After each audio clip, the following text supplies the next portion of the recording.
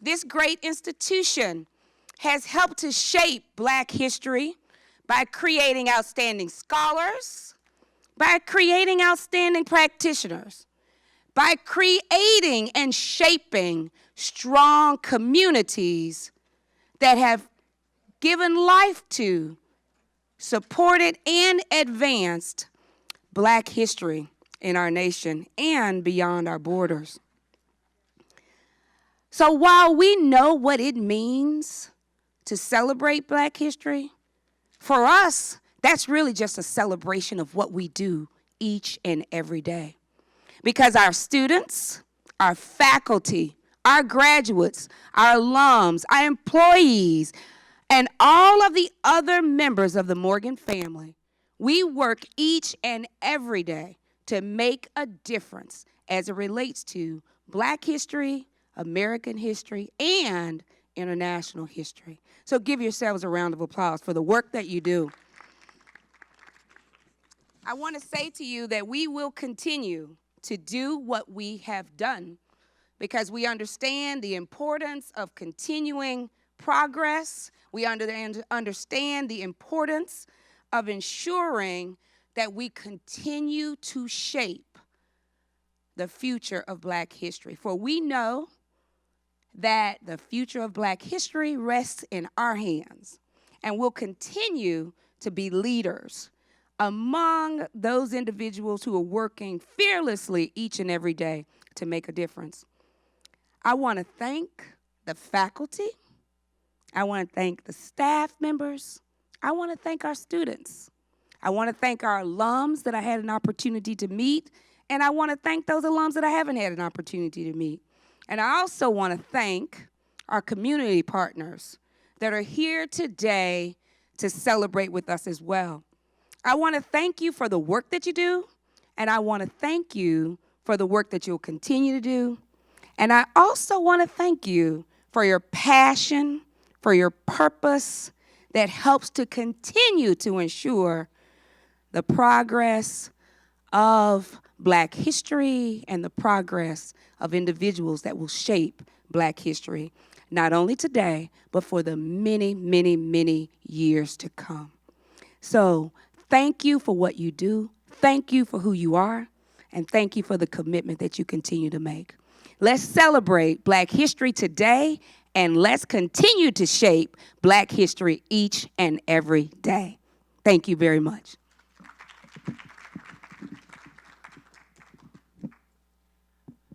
Thank you, Dr. Crumpton-Young. Just want to let you guys know that this is no ordinary convocation. We don't want to just talk at you guys, but we really want to encourage an engaging conversation. So if you guys have any thoughts or any ideas that you guys would like to jot down after the interview that we will be having, please feel free. We will also have a question and answer portion afterwards, and we'd love to hear from the voice of the students to hear. There's so much knowledge and so much history in this room alone that we could all learn from. So hopefully you guys don't leave the same way y'all came in here today. At this time, if you guys could fix your eyes to the screen to watch this video here. To watch this video that was produced by Professor Albert Morgan from the School of Global Journalism.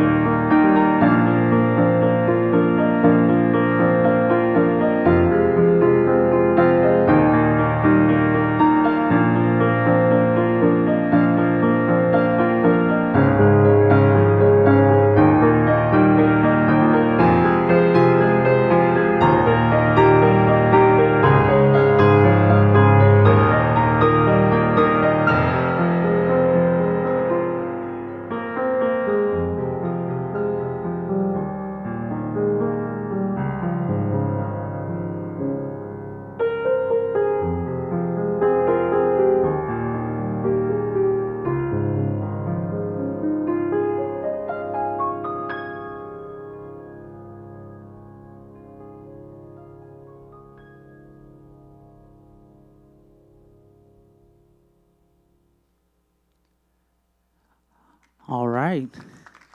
Thank you to Professor Albert Morgan. Also, if you guys are on Twitter, we have a social media hashtag that we want to push, which is hashtag Morgan BLK History. Sorry, excuse me. Hashtag Morgan, capital BLK History 2020. So if you guys have any tweets or anything that you guys want to share, let's not let all this information stay within these four walls, but let's push this through social media so that we can reach further lengths. So without further ado, the time we've all been waiting for, and if you guys have your programs, you can see on the inside of the program we have a biography about our interviewee,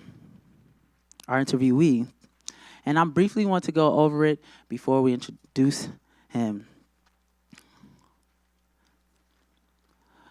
Clarence M. Dunnaville, Jr. was born during the Great Depression in the city of Roanoke, Virginia. He fought segregation as a child, refusing to abide by Jim Crow laws. He excelled at school, skipped 2 grades, and graduated from Lucy Addison High School at age 16. Dunnaville then left Southwest Virginia to attend Morgan State College.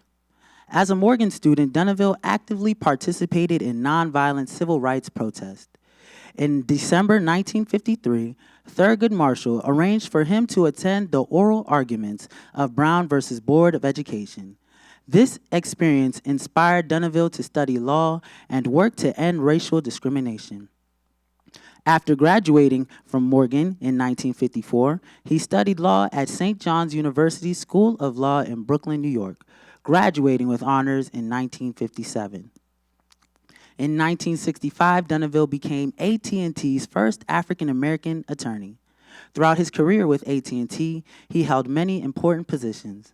While employed with AT&T, Dunnaville was still devoted to civil rights. He served as a volunteer attorney with the Lawyers Committee for Civil Rights under law in Mississippi. He was the New York Executive Director of Interracial Council for Business Opportunity. Dunnaville also co-founded the Council of Concerned Black Executives and the Association for Integration in Management. Both organizations worked with AT&T with major corporations to develop executives and promote their upward mobility during the 1970s and 1980s. Dunnaville is the author of numerous articles on law and justice. He's a life member of NAACP, a member of Alpha Beta Bull, and Omega Psi Phi Fraternity Incorporated, and if you didn't catch it before, a graduate of the greatest university in the world, Morgan State University. Let's give a warm Morgan State welcome to Mr. Clarence M. Dunnaville, Jr. I am home. I first entered this place 70 years ago, 7-0.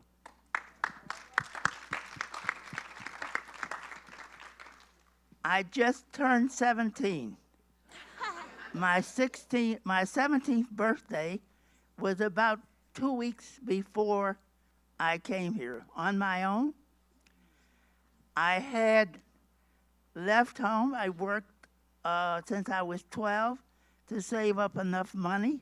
My father died when I was 11, and my mother had 5 children, so I was definitely on my own. And I arrived at Morgan. I had $5,000 in cash, if you can believe it, which was a huge amount of money. I paid my tuition, which was maybe $3,500, I don't remember specifically. And I had enough money left for my room and board. But when I got here, I found out there was no room for me on the campus. And I figured I only had about $1,500 left to last me for the whole semester. And if I lived in town, I had to eat out in restaurants, I would not have enough money. So I went to the dean of men's dean, and I pleaded with him, and he put an extra bed in one of the rooms, to give 3 people in the room, and that was my start here at age 17. And I was I was mentioned I graduated from Lucy Addison and Roanoke. I did. But since I was working and trying to save to come to college and all that, my mother had 5 children, I was terrible as a student. And frankly, I graduated from Lucy Addison, thank the Lord. Yes, but because of Morgan, the excellent professors, I wound up magna cum laude. Yes, yes, that's a fact. And I think I was 3rd in the class. I don't know, somebody can check it. But I wasn't, that was about where I was. Magna cum laude, high in the class. And I received the President's Second Mile Award. And I left to go on to law school. As it was mentioned, I was inspired by my trip to the Supreme Court, which Dr. A.J. Walker, and I bet his niece here, he arranged through Thurgood Marshall. And at that time, we arrived there in the morning, and there was a huge, huge line. All the way down the steps, the line was like 5 to 6 abreast, and it went all the way to the street. It was maybe 1,000, maybe more than 1,000 people waiting to get in. And I said, Dr. Walker, we'll never get in. And he said, wait, wait, wait. And lo and behold, we had the tickets, and this was December. And there were people who slept out there on the Supreme Court steps overnight.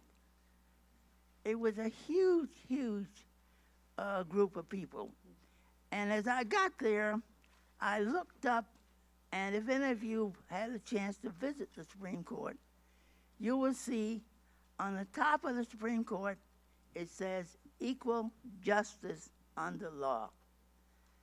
And I looked at that, and I looked at all these people, and I was just a teenager, and I said, I'm going to see what I can do about that. And I spent my whole lifetime trying to do something about it. It's been a small contribution, but I made a few dents, I think. Mr. But Dunnaville, can we have the interview start? yes, I just wanted to give that overview. And 1 or 2 other things I wanted to say before the interview started, if I can. That trip really was the inspiration, I think, for what I've done since that time.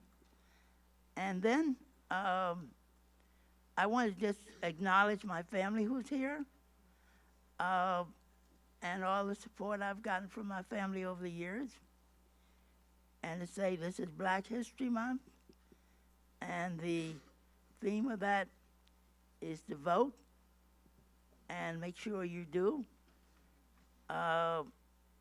And one other thing, I want to acknowledge my cousin, Theodore Patterson, who was a great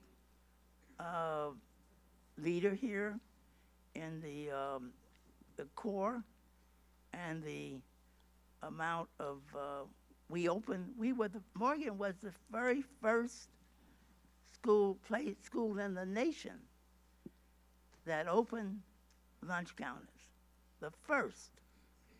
And that was led by my cousin Theodore Patterson and Dr. McQuay-Kai. And I really wanted to acknowledge that, because that's something that's not well known in history. People talk about the people from North Carolina, but we were first. And we did that in 1952, if you just think of it. That was 68 years ago. So I I wanted to just make those points because I wasn't sure if I would be able to do that through the interviews. But yes, I'll be glad to answer any questions. Thank you. So I just want to say on behalf of myself and my fellow Morganites, we really do appreciate the contribution that you've put towards the civil rights movement and just bringing activism to Morgan's campus. So with that being said, I just want to know, what can we do as a student body to bring that same spirit back to campus as far as being involved in voting, making sure everybody is a registered voter, making sure they are paying attention to what's going on outside of this campus? What can we do to put ourselves in a position that you've been in? Well, I think that the first thing that you need to do is to have faith in yourself. Morgan is great. It has a great history. And I've spoken about the history in the handout that I prepared. If you could just imagine, Morgan was founded 2 years after slavery ended, and before the 14th Amendment or the 15th Amendment were ratified. So when Morgan was founded, black people, although slaves were freed, black people had no rights, zero. And the rights that came to black people were from the 14th and 15th Amendment after Morgan was founded.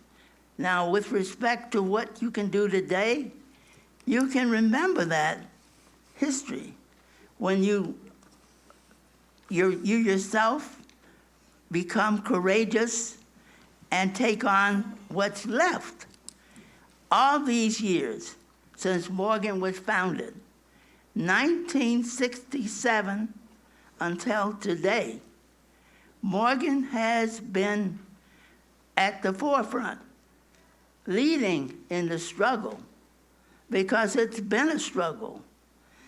And you, as Morgan students, have to take on the struggle. Yes, you do. There's plenty of work to be done. You look around and you see what's going on nationally with the Trump administration, and they're trying to take away all of the rights that we have earned. So yes, courage. You have to believe in yourself, and you have to believe in change. Yes.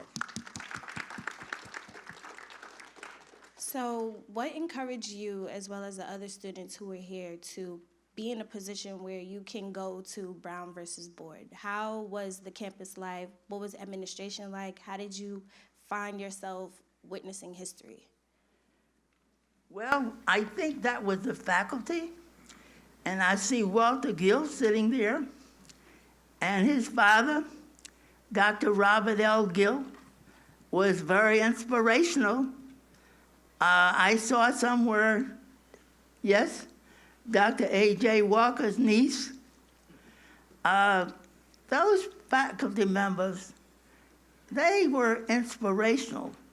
And the whole spirit of Morgan then was, we can do it, we're gonna make a change. Now remember, 1950, it was really in the very beginning of the civil rights struggle. Before Brown, but people, there was this fundamental feeling at Morgan that you had throughout the campus, that we can make a change. And I think it was mostly that, because as I said before, they took me from thank you, Lord, to magna cum laude. And it was Morgan that did it. It was the spirit of Morgan. And that has been a spirit throughout Morgan's history. But it was the faculty, yes, and the spirit there. Okay. And for the students who may not know how powerful we are. What can you say to those students who don't know the role that we play in society and they feel like it's okay to just sit back and just let everything happen? What can you say to those students who don't really know how powerful we are as Black students? Well, we're very powerful. If you think about it, Morgan became a state school, I don't remember the year, but in 1947 it was a state school. And the resources were not there. Given money to University of Maryland, the state was, and all the white schools, and very little, a few crumbs to Morgan. And the students organized, yes, in 1947 and 48, and they went up to Annapolis, and they took on the state. That was courageous then, and the students were courageous when I was here. And the students that followed me were courageous. Now, what could we do? You could look at those examples and know that students are powerful, and we have the right, we can do it, we can organize, and we can do a lot of things as students that maybe even adults can't do. But you have the power. You can do it. And thinking about the other students who you were involved with at the time, what are some of the things that they've accomplished due to their activism during their years at Morgan? Well, I could talk about my cousin Theodore, for example, because he was an example. Theodore graduated from here in 1954. I'm just using him as an example, but he's a good example. And he went into the he was in ROTC and went in the Army. And when he came out, he became, I think, the second or third graduate of the University of Maryland Medical School. And then he went on to Turner Station, which, is anybody here from Turner Station? Or Dundalk? Henrietta Lacks. No. But anyway, he went out there, you know where it is, and he became a great doctor and community leader. And he led that community because health was one of the big issues for Black people, especially people there who were mostly poor. And there are many examples, and I'm not familiar with a lot of them and don't remember because it was a long time ago, but that's an example of what Morgan students have done. They have gone into communities and taken leadership roles. And I speak of PARREN Mitchell. I think I saw his picture up there? The first one. Well, you can look at him, for example. You can see what he's done. There are many more, but time will not permit me, and I don't have them in mind. But you cannot just sit back. You have to do it. You have to take it on your own. You have to do it. So you started answering the next question I was going to ask. What do you want us to gain from our experience here in 2020?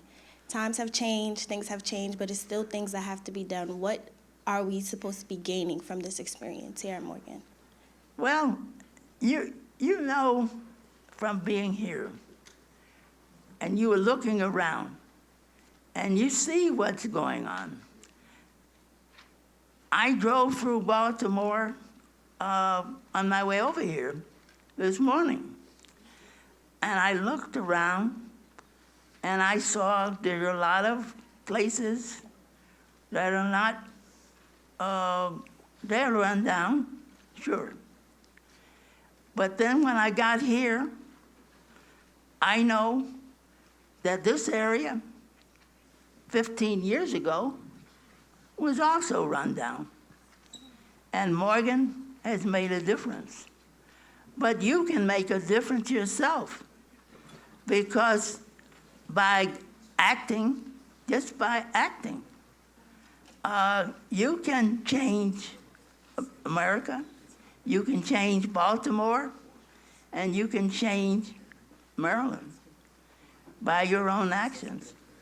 You can look, if you live in a block where it's kind of run down, or you know of a block run down, you can take it on as a project. There's unlimited things that you can do as a student. You just have to be courageous and innovative and want to have, be a student of change. Okay. Part of this convocation is dedicated to Dr. Quarles, which we see was a major figure in African American history and spreading that knowledge. Why is it still important that we pay attention to history, especially our own history? A lot of students kind of run away from it because they think it's boring or it's not something that matters anymore. Why should we still focus on it today? Well, first I want to say that Dr. Quarles was one of my favorite professors. Yes. And could we have a round of applause for Dr. Quarles? Yes, he was a great professor, and he was a great teacher, and he is a great author. I've got at least 4 or 5 of his books that are published. So I'm glad that they're dedicating this session to him, because he made a great contribution to Morgan, and a great contribution to Maryland, and a great contribution to Black history. His books are all on Black history, from the Civil War to, I don't remember all of them, but I've got them at home. And it was a great contribution that he made to Black history. And I think there is no other person in Maryland, certainly, who made that kind of contribution to Black history. Or he's made it nationally. He's made a great contribution to Black history because of the work he's done and the research he's done. And he went back into slavery, but further back than slavery. And he has made a tremendous contribution through the original research that he's done. So yes, Dr. Quarles, he's made a contribution that is tremendous, and I'm so proud that I was one of his students and that he's recognized in this program and in Black History Month, because he was a maker of Black history. He was a student of Black history, and he was a Black history great.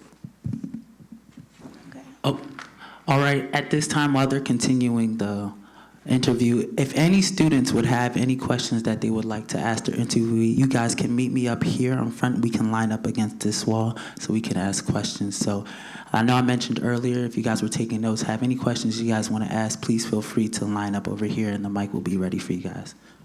And I just want to emphasize, this man is filled with knowledge and a lot of things to share. So even if you feel like you're nervous or you don't want to ask a question, you can ask almost anything, and I guarantee he'll have the answer.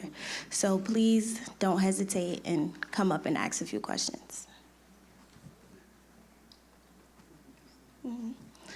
So just taking it back a little bit to the importance for my generation to make sure we are doing what we have to do as American people, how can we start making learning history interesting and making it something that everybody wants to do and it isn't forced upon us by our professors and things like that?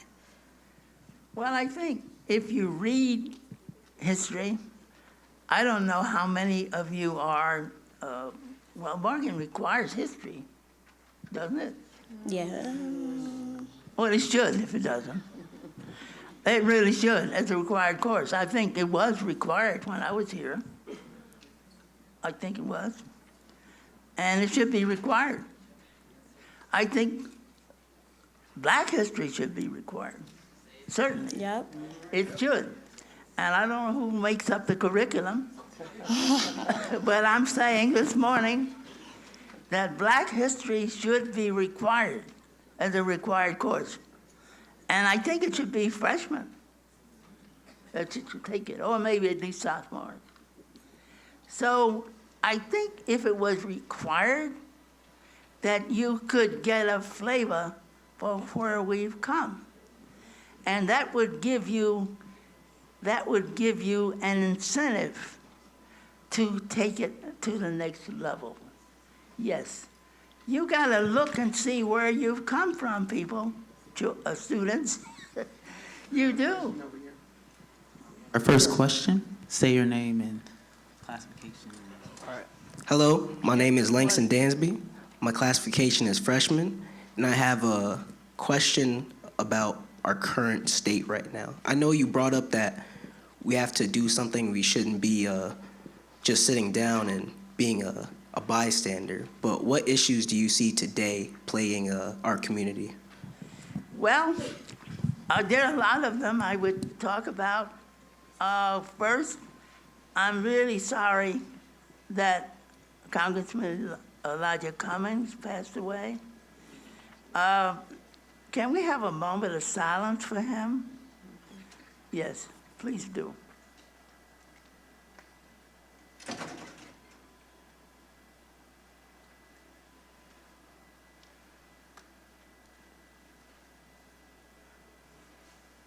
I would speak about Dr. Cummings in connection with your question. Not Dr. Congressman Cummings. He was also a part, of course, of the Morgan community. He was not a graduate, but he was a part. He was, wasn't he the chairperson of the board? Do you call it the board of He was a member of. Yes. And he was really a strong supporter of Morgan. And as a freshman, think of people like Elijah Cummings, PARREN Mitchell, and Pume. Yes? Didn't he just win the election? Won the Primaries. Yes, well, Won the that's primary. election. Now, that in itself should give you some courage as a freshman. You He was see- asking, are there some issues you would like them to focus on? Yes, but that's what I'm getting to. The issues that you're gonna focus on is, first of all, you're gonna look at those people that I enumerated and say, what did they do? And then you're gonna look at yourself and you're gonna say, where can I go? And then the issues that you're gonna take on are the issues of Maryland. Now, what are the issues Maryland has? Housing? Yes. Industry? Getting more industry here? Yes. Employment? Yes. Police problems? Yes. You can go down the list of all the problems that Maryland has. They are not unique to Maryland or Baltimore, but you have to focus on these issues. Now, can one person focus on all of them? Maybe not. But as a freshman, you should think about those. Yes, I think. And what can I do? I learned a little poem in kindergarten. Really? Kindergarten? And it says, one small stone, and then another, and then the greatest wall is made. Now, you're a small stone, one person, freshman. But if you look around you, that's all you have to do, and see what's needed. And then you can take on your share. And you can look at the issues. And I think if you do that, you can go. Do you have anything else you want to ask? No, I believe you answered my question. Thank you. Okay. Okay, another question? Hello, my name is Mecca Hussein. I'm a sophomore. I have like two questions for you. So the first one is, I would like to know one of your favorite memories here at Morgan, and the second one is just like your views, your points, and anything you want to touch on as far as on the Northwood Center and how it was back in the day. You know, we own it now, but it was a big part. You know, they had it segregated and the wall was built. And, you know, it's funny how times change now that we own it, so. So the I'm second sorry, I was didn't about get your question. Northwood? Yes. Okay, so the second part of my question was Well, about, let's what was the first? the first part was favorite memories? Correct. Favorite memories of being at Morgan. Oh, gee. I think, I'll be honest, I'll tell you the memories. You know, we had a lot of fun. And we were, you know, we had a lot of parties and we had a lot of dances and it was, yes, I remember those things. I was not just a guy who was in the dorm studying. We had a good time, yes. Trust me, we know. And the fraternity parties, and yes, we had a good time. And you should too. Don't give that up because it's not necessary. Enjoy college is for enjoyment. So those are the memories, and I still have them. The other question was about Northwood. Had it been built when you were still a student here? Yes. Okay. And let me talk about Northwood. Thank you for bringing it up. When we got here, Northwood, the housing, which was all the way down where we are now, I think, just looking at it, and the theater was down there somewhere, and they had not built the theater yet. The theater, I think, was completed about 1952. That's my recollection. I could be wrong. Morgan students began picketing that theater in 1952, whenever it was built. To get in, we were denied. And my brother sitting here, he went to Morgan, I think around 1963. 61. 61. Oh, I went too far off. And they were still picketing.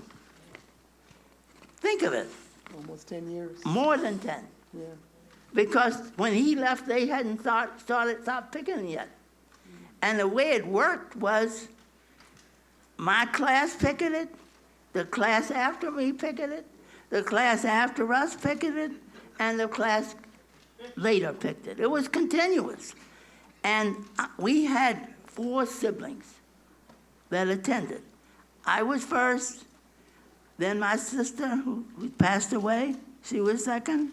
My other sister was third, he was last.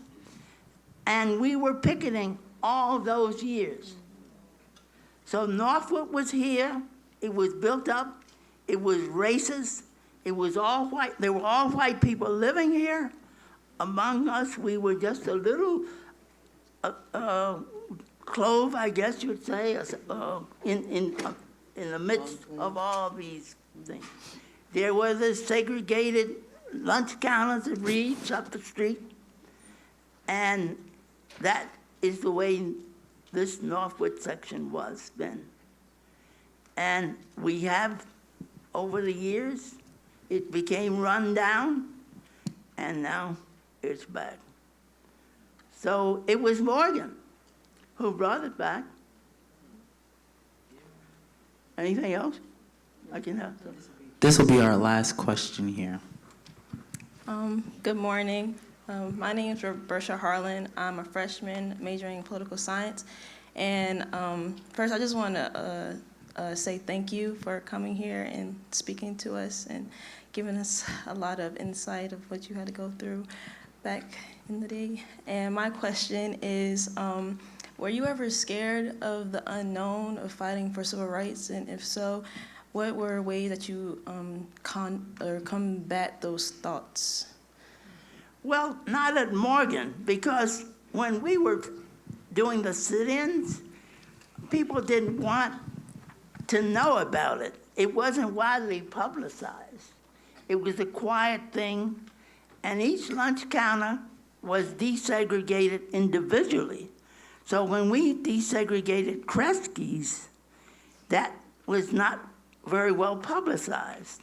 And that is why when I spoke to Dr. Jones and told her that we desegregated Kresge's in about 1952 or 3, it wasn't in the archives of Morgan. And no one knew it, and I wanted to correct that history, which I did. Now, moving on to being scared, not at Morgan.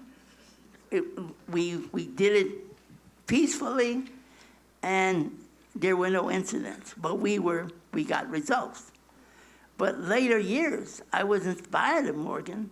I was in Mississippi as a volunteer with the Lawyers Committee for Civil Rights Under Law. And I was chased out of Marks, Mississippi with a shotgun by a sheriff. And he told me to get out of here, nigger, or I'll blow your head off. Yes, I was scared. That was the time. That was the biggest time. There may have been others that I don't recall as well, but certainly that was the time when I was scared. What kept you going despite the fear? Well, I don't know.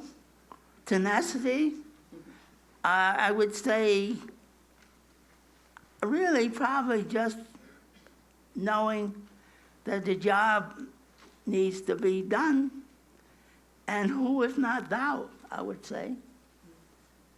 I would say, yes. Well, thank you. Let's just give a warm round of applause, thanking the interviewers and interviewees. You know, honor is the currency of elevation, and we can't continue to strive forward unless we acknowledge those who paved the way for us prior. So we are so grateful to have you here to share the knowledge and the experience that you faced with us, and hopefully we can apply some of those tips that you gave us to our lives to continue to become better versions of ourselves every day. And at this moment, I'd like to invite to the stage Dr. Walter Gill with a special presentation as he represents the Pi Omega chapter of Omega Psi Phi Fraternity Incorporated. Oh my, can I just say, I was a member of Pi Omega, and Walter, I know, I've known him since he was, I won't tell him how. Grew up on the campus. He was not a student then yet, but he lived here, he was here, taken along behind his father.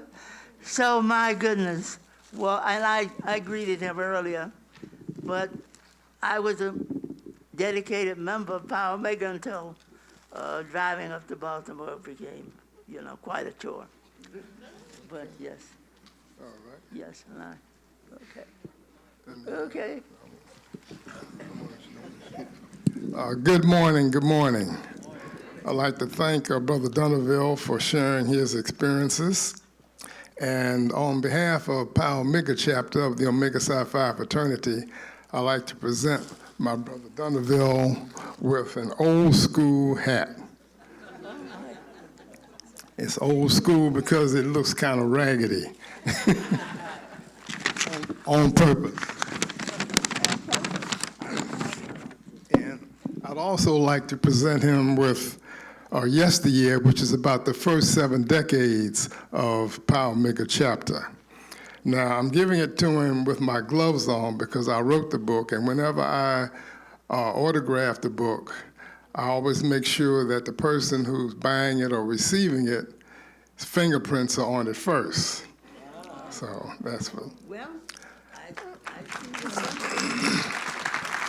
I'd like to say something about Yesteryear, about Pi Omega chapter, because it had a strong connection with Morgan and Pi chapter. Of the first 7 decades, the first 36 bacilli, at least half had a Morgan Pi chapter connection.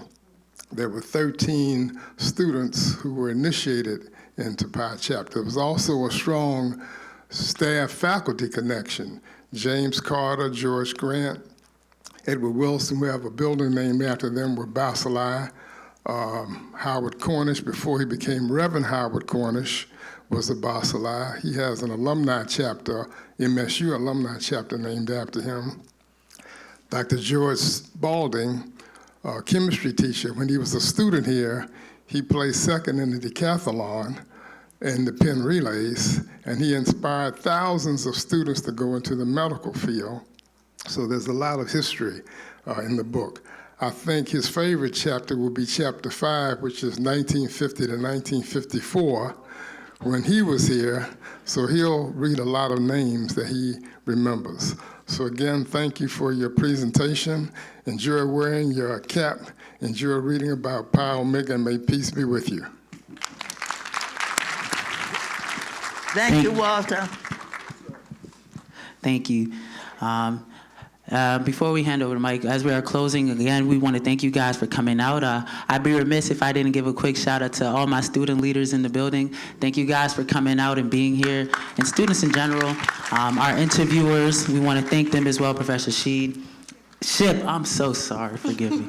Professor Ship, and I just see Sid. I messed up both the names, forgive me, please. But just give them a round of applause for just being able to have this conversation. And at this time, we would like to pass the mic to Dr. Ida Jones in closing remarks, which will be followed by Cameron Potts as he sings our alma mater. Thank you again for having me. You guys have a wonderful day. Good afternoon, everyone, and I want to thank you as well. This is the first of the future of Black History Convocations here at Morgan, so it's Convocation Unbound. I want to thank Professor Ship, as well as all the professors in global journalism, and Ms. Sid, who was so excited to be doing this, and it'll be a resume builder for her. I want students involved in this. It's time for my generation to kind of mentor from the stands, so that's my entire point, as well as our Mr. Morgan, Mr. Julian, who just basically got the script this morning. So thank you so very much for all you've done. I also want to thank Dr. Richard Bradbury and the library for their support of this, and they're coming out and supporting us as well. And I know there are Quarles family members in the audience. If they can just wave their hands, we'd appreciate the Quarles family members that are in the audience. They're in the front row here. And no? No? Okay. Well, okay. Well, they're redirecting me. So we have a lot of kinks. We're getting them out. So please let your faculty members know. Please let us know on social media whether you like this new Unbound convocation. We're going to be doing more student involvement because it's your turn to be next. You all got next. So it's time to make you do that. So thank you so very much.